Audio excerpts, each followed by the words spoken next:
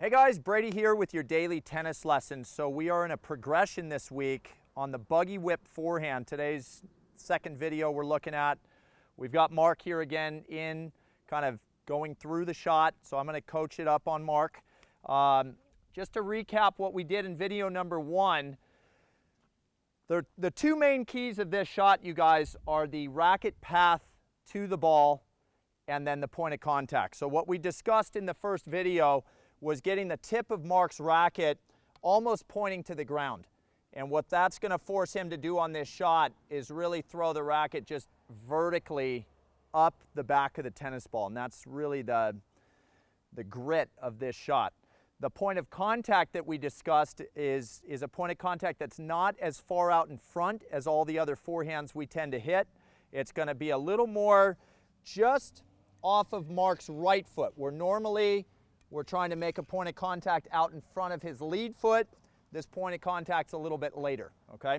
So what we're going to try to do today with Mark is create a little bit of a fuller stroke, because what I've found is that the understanding of this shot is there with a lot of my players, but then the transition of getting this shot incorporated into their arsenal kind of goes away when they start to add, you know, the elements of a standard forehand swing, getting that loop in, getting the legs loaded, all that good stuff. So I'm going to drop a couple to Mark today, and I'm going to freeze him in a few positions, and we're going to make sure that he's still getting that racket head way down, getting that finish to go more vertical, and see if that point of contact is a little bit later as he gets into more of his full motion.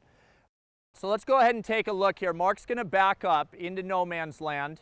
Again, he does not want to be hitting this ball super hard to learn it really well to get the muscle memory.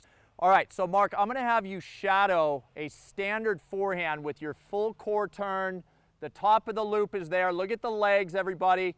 And then his standard drop, you can see, he doesn't get much below the waist. And that's great for most forehands.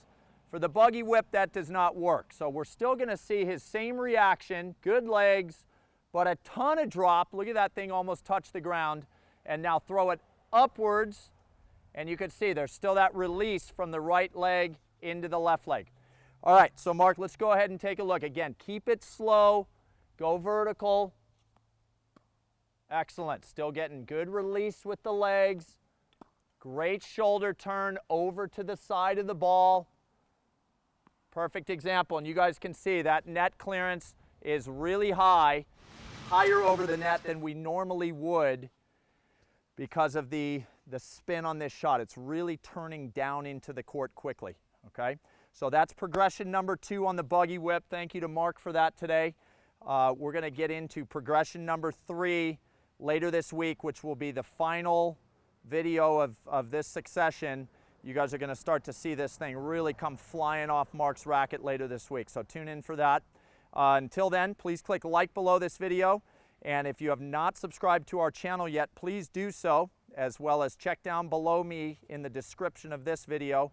You'll find the link to 3 free courses Mark and I have put together. I think you'll find those great as well. All right, so till next time, be well. We'll see you soon.